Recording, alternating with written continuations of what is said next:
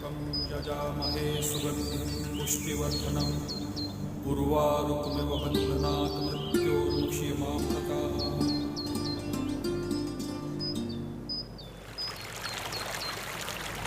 This is me.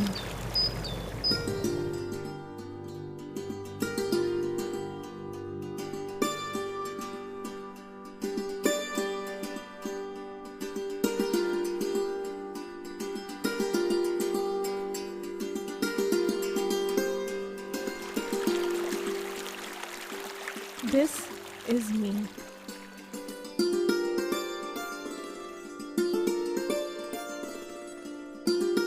May this sublime harmony last forever.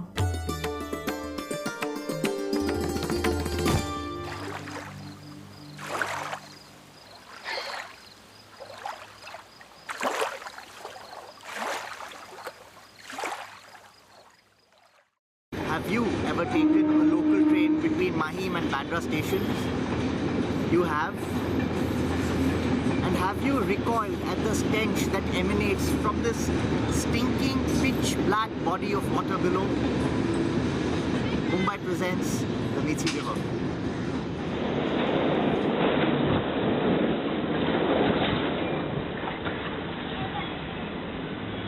This unpleasant smell is not the first thing that comes to mind at the mention of the Mithi. That is reserved for the day when she brought Mumbai down to its knees and claimed 1,000 lives. Slums, sewers, garbage, illegal industries, incompetent civic authorities. These are other things that come to mind when we think of the Mithi. Do you know that the water in this stinking pitch black body originates 800 feet up in the hills of the Sanjay Gandhi National Park and travels 18 kilometers to the Mahim Bay? Do you know that the Chokhawala Nala is the biggest tributary of the Mithi River and its biggest contaminator? आज की तारीख में मैं ये कह सकता हूँ कि इस देश की नदी का किसी भी नदी का पानी पीने के लायक नहीं बचा। 40 साल पहले सब शहरों में नदियाँ बहती थी, अभी शहरों में केवल नाले बहते हैं। और ये बात राजेंद्र सिंह नहीं कह रहा है, ये बात भारत सरकार भी कह रही है। This was not always the case. Our understanding of the Mithi is limited by the fact that the British focused all their attention on the south of Mumbai, and the history they wrote is the history we read.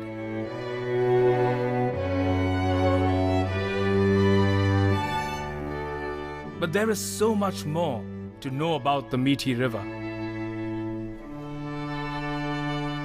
The Mithi was like a lifeline running across the palm of Mumbai. The Mauryans, the Marathas, the Portuguese, they've all come and gone. The Mithi has seen it all. But nothing could have prepared her for what was to follow. The British. The British merged the 7 islands of Mumbai into one contiguous landmass through a series of reclamations. As Mumbai kept growing, the water from tanks and wells was no longer enough.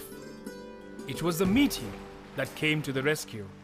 Dams were constructed at Vihar, Tulsi and Powai, giving Mumbai its first piped water supply system.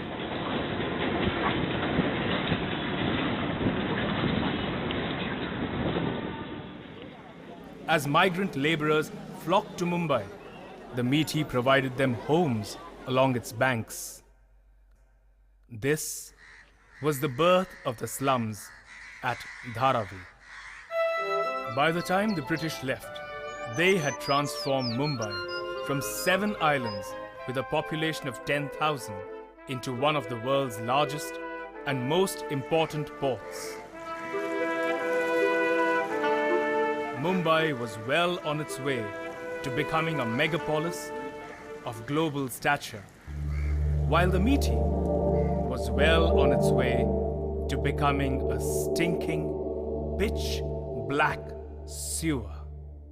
पहिल्यांदा आता मी बघितले ना तर ते ब्रिजच्या इथून म्हणजे रोडपेक्षा 6 फूट खाली 6 ते 10 फूट खाली ती दलदल होती आणि लोक आजू म्हणजे आता तिकडे नंतर असं झालं बघण्यात आलं की लोक तिकडे कचरा आणून टाकायला लागले, मेलेले जनावर आणून टाकायला लागले, म्हणजे असं ते घाण होत झालं. कोण केळीवाले ते केळ्याची पानं आणून टाकायला लागले, परत ते चामडं उद्योग आहे ते चामड्याचं सगळं सामान आणून टाकायला लागले. हळूहळू तिकडे ती दलदल वाढत गेली आणि आता तिकडे लोकांनी त्या फुटपाथच्या बाजूने सगळी घरच बांधली. To date, the Mithi remains a slave to our collective insensitivity. The MMRDA, that is, the Mumbai Metropolitan Regional Development Authority, has reclaimed an area no less than 300 football fields in size from the Mithi, giving us the Bandra Kurla complex. As a result of such reclamations and the expansion of Mumbai's airports, the Mithi has been made to bend at 90-degree angles 4 times in succession. And to take matters even further, the Mithi is used like a conveyor belt to carry untreated sewage, piles of garbage, toxic pollutants, and industrial effluents out to sea. Yes, let's look inwards. This was originally 900 meters. It was about this wide. This was the width of the Nala going all this way. So this whole section has been reclaimed. From April 2010 till February 2011, we at the Observer Research Foundation have been taking a long, hard look at the Mithi. As part of our research, we walked along the banks of the Mithi. We traveled by boat on the Mithi. We took in sights, sounds, and smells that abound the Mithi. In short, we saw everything. Geographically speaking, the Mithi has 3 distinct reaches. They are the hilly region, the region of urban interaction, and the estuarine region. Let's go to where it all starts, the Sanjay Gandhi National Park, which is over 100 square kilometers of dense forest. Encroachment, wood smuggling, illegal cattle grazing, and dumping of wastes all occur almost simultaneously in the park. Amidst all of this, the Mithi originates from the tailwaters of the Vihar Lake. Here she flows fast and pure amongst acres and acres of forest land. The environment here still has a certain pristine beauty. Further on, she meets the overflow of the Powai Lake. Here, things get murky. The Mithi comes in contact with Mumbai's haphazard urbanization. Mumbai's slums squeeze in 60% of the city's population into just 12% of its total area. These slums are the face of India's urban poverty, and most of Mumbai's major slums are along the course of the Mithi River and the Vakola Nala. The sad part is, because these slums had no legal status when they were established, the MCGM, which is the Municipal Corporation of Greater Mumbai, and the MMRDA made no provision for adequate water supply, sewerage, stormwater drainage, and solid waste management. Once again, it was the Mithi that provided a single window or single throw solution to such basic civic needs. उन लोगों का दोष नहीं है जो वो ये कर रहे हैं, सचमुच उनका दोष नहीं है, दोषी कोई और है. वो तो बेचारे गाली खाने को भुगत रहे हैं क्योंकि उनके पास ना हाथ में रोटी है, उनकी जिंदगी में लाचारी, बेकारी और बीमारी है सब कुछ. Even where the civic authorities have stepped in to provide amenities like the construction of bridges that span the entire river. They have been created with an ugliness hitherto unseen in the world of architecture. But the ugliness doesn't restrict itself to architecture. In January 2011, authorities cracked down on large-scale oil and fuel adulteration operations that had been running unchecked along the banks of the Mithi in the Kurla-Kalina belt. There are several illegal tanneries and other industries towards the lower reaches of this section, which discharge heavy metals and other contaminants. After all of this, the fatigued Mithi limps into its third and final stage. This third and final stage is where the Mithi meets the Arabian Sea. This region is also referred to as its estuarine reach. Here one can see a dynamic ecosystem with a connection to the open sea, through which the sea water enters and exits according to tidal rhythms. It is the most sensitive area from an environmental perspective and absolutely critical for flood control. It is here that the Mithi has been violated and abused the most. In this area of great historical significance, one can see the ruins of the Mahim Fort, the Castella de Guarda in Bandra, and the Riva Fort in Sion. Prabhakar Zanke has stood amongst the walls of the Riva Fort for over 60 years. आम्ही शाळा सुटली शाळेत जायचो तर शाळेतून ज्या वेळेला नापास झालो त्यावेळेला वडिलांनी आम्हाला दम दिला की मारायचं आम्ही पळत पळत येऊन या किल्ल्यावर चढायचो जर वडिलांनी आम्हाला किल्ल्यावर चढायची कोशिश केली वडील तर आम्ही खाडीमध्ये उडी मारायचो आणि उडी मारून सरळ पोहत पोहत पोहत सरळ आपला बांद्रा निघून जायचो. The team that ORF took on a boat ride on the Mithi featured eminent activists, conservationists, and media persons. We were a group of 20 and we set sail from the Mahim beach. We came up the stream of the Mithi river and we came about 2 kilometers upstream here, right in front of the MMRDA, which you can see right there. Our boat got stuck in the sludge. Mind you, it was the highest high tide of the day and the water was just 2 feet deep.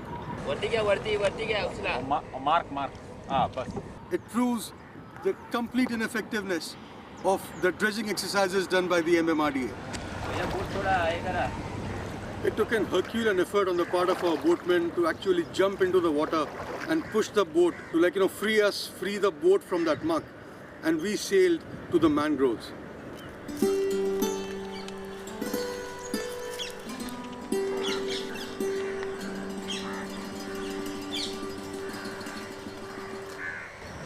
We were completely mesmerized by what we saw in the mangroves.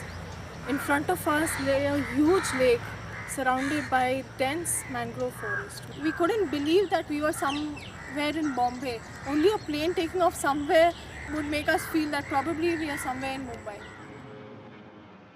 What made this visit most memorable was the rescue of the egret, which was trapped in the nets inside the lake.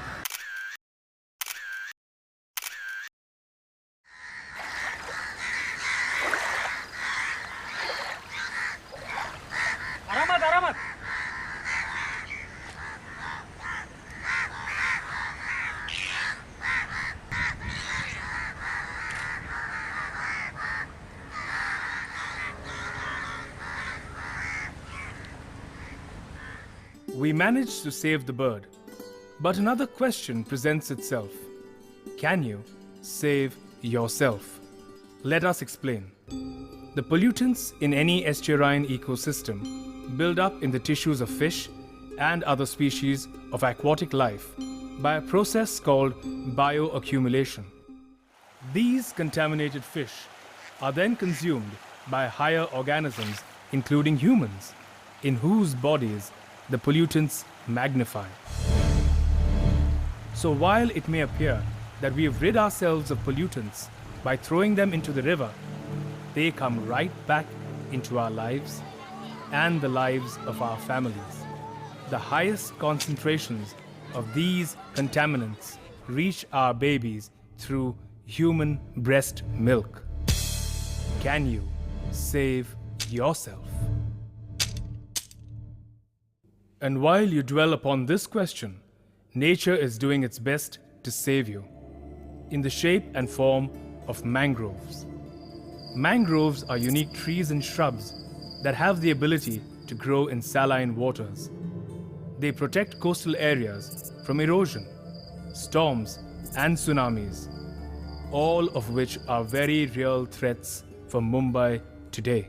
To protect mangroves, however, it's not just protection on site, but it is extremely crucial to protect the river, which is an extremely important component of mangrove systems, more than the sea. In fact, it's important to protect the rivers up on the coast from the place that it originates. If you want these mangroves to prosper, it's not only beautifying this particular location, but also to look at the quality of water upstream all the way up to Tulsi and Bihar. Due to the uniqueness of this mangrove ecosystem and the protection against erosion that it provides, it is vital that we fiercely protect the remaining patches in Mahim and restore whatever we can, or else.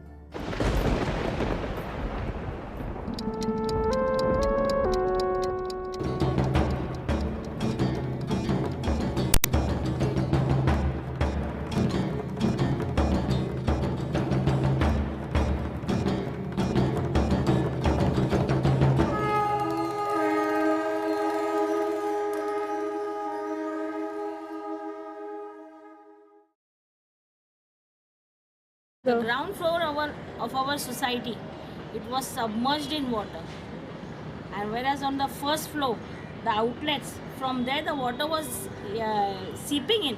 So you can imagine it was like a big ship on which we were just standing for 2 days, and the havoc after that was much more disastrous. Dead cats, dead dogs all over here, and then the cleanup which took place. It was I don't know what the municipality, but it was only the people who were helping the people. There was no municipality, there was no fire brigade, there was no police personnel. The events that unfolded on the 26th of July 2005 gave rise to a series of questions. Couldn't we have saved Mumbai? Couldn't we have prevented the damage? Couldn't we have prevented the flooding? Couldn't we have done anything at all? We dug up a number of old reports and came up with some very disturbing facts. One of these key reports was the one procured by the government before the reclamation of the Bandra Kurla complex.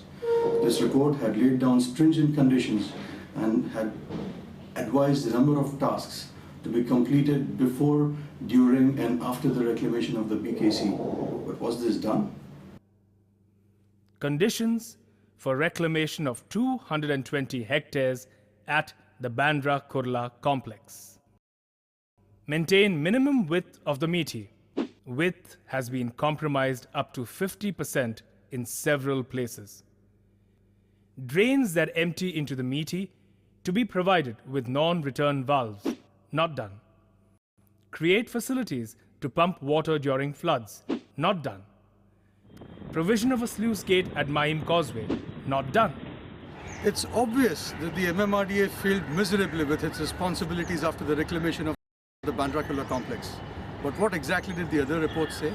Recommendations from reports 1975 to 2004.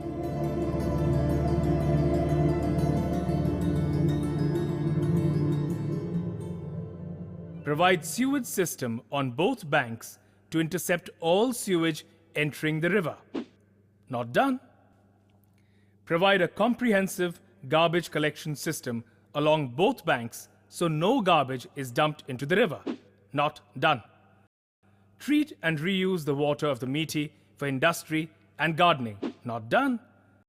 Remove all encroachments along the Mithi and its tributaries. Not done.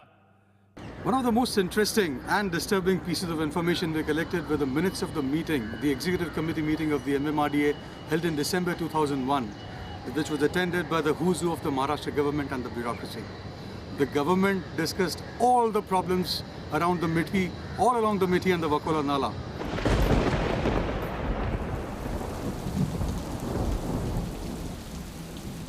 The floods came in July 2005 and swept Mumbai away.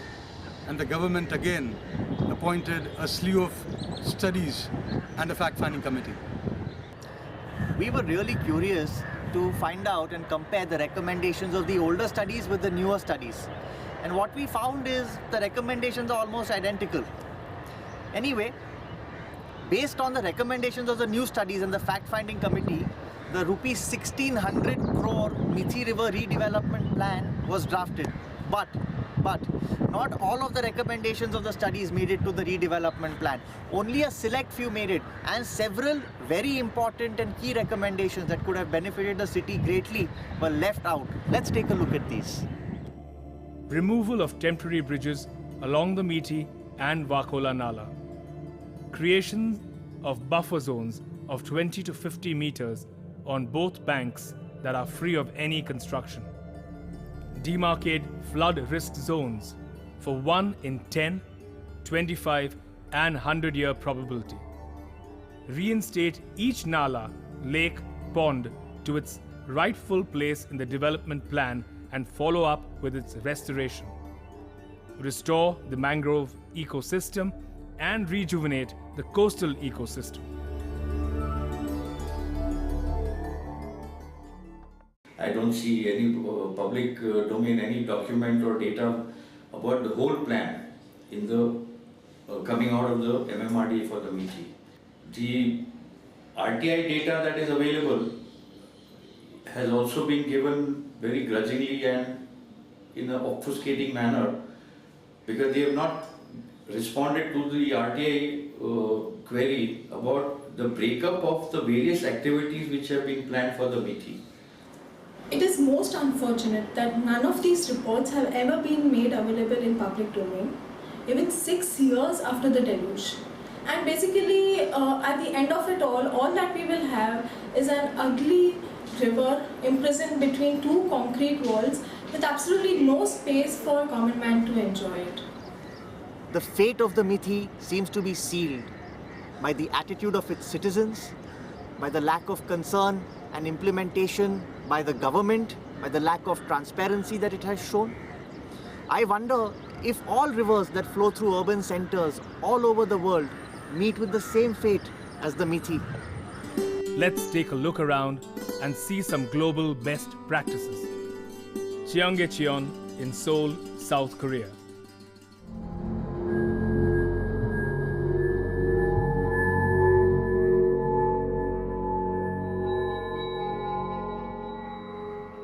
The project may have been slightly more expensive than the Mithi, but the output is like a wonderland around the river. The Mithi redevelopment does not even deserve to be compared with a project so marvelous, and yet costs nearly the same.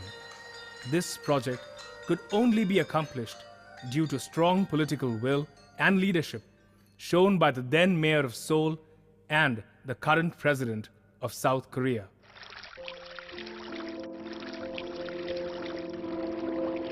The Besós River in Barcelona, Spain. In 1980, the Besós had the dubious distinction of being the most contaminated river in all of Europe. By 1996, the Besós had been transformed into a monument. The Besós River Park consists simply of a green space along the river, bordered by a bicycle path on both banks. Since it opened, it has attracted millions of visitors. Like in the case of the Mithi, there was a need for interagency coordination, but this is where the similarities end. The Besós River restoration cost of $77 million is but a fraction of the estimated cost of the Mithi River redevelopment.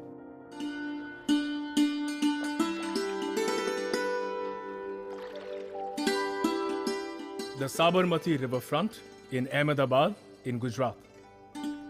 In the neighboring state of Gujarat is a wonderful example of the Sabarmati riverfront development, which is currently underway. It is estimated to cost in the range of 1,300 crores.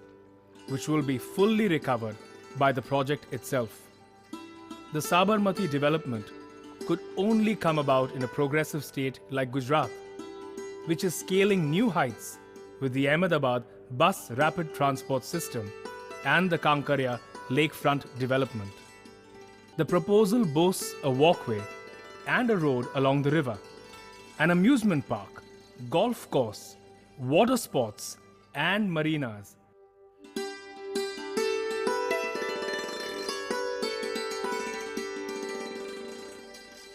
These are just a few of the best practices from around the world. What is common between them all is the deep-rooted desire to bring about change. A change that goes on and permeates the very fabric of the neighborhood and community. What is common is a dream that translates into a vision that brings about change. At ORF, we too have a dream for the Mithi of tomorrow, a dream that culminates in a 21-point vision. Now, this vision revolves around the creation of a Mithi River Park corridor. Just imagine, an unbroken 50-meter wide corridor that starts in Borivali National Park, where the river originates, and runs 18 kilometers through the busiest parts of Mumbai, unbroken on both banks of the river, and ends on the sandy shores of Mahim Beach. This corridor will have a dedicated pedestrian passage, a dedicated cycle path, Mumbai's first, and it will go through the busiest parts of the city. It will connect destinations, it will connect transport corridors, it will connect playgrounds, schools, anything that comes around it will connect to it. This is envisioned as being the cornerstone of a massive urban renewal movement that the city so desperately needs. यदि मीठी नदी से एक MLA तुम बना सकते हो तो अभी मीठी में आंदोलन खड़ा हो जाएगा, लेकिन मीठी जिस दिन वोट देने लगेगी उस दिन होगा, या मीठी जिस दिन पैसे देने लगेगी उस दिन होगा. जब तक मीठी ना पैसे देती है ना वोट देती है तब तक आंदोलन नहीं होगा. Water, one of the 5 elements of Mother Nature. Our civilization has originated and evolved along the banks of our sacred rivers. But what is the condition of our rivers today? All our rivers, lakes, ponds, including the oceans, have been polluted beyond measure. And the Mithi River is no exception. This is where the Mithi, near the Bandra Fort, meets the Arabian Sea. The Mithi is polluted and so is the sea. Is this what the people of Mumbai want? We must save all our water bodies. We cannot let the so-called development destroy Mother Nature, because if we destroy Mother Nature, we'll be destroying ourselves. And this, friends, is why the Observer Research Foundation produced this film along with this report on saving the Mithi to save Mumbai. Let us join hands together to save the Mithi and make it a model of riverfront development for all the world and all of India to be inspired by. Thank you very much.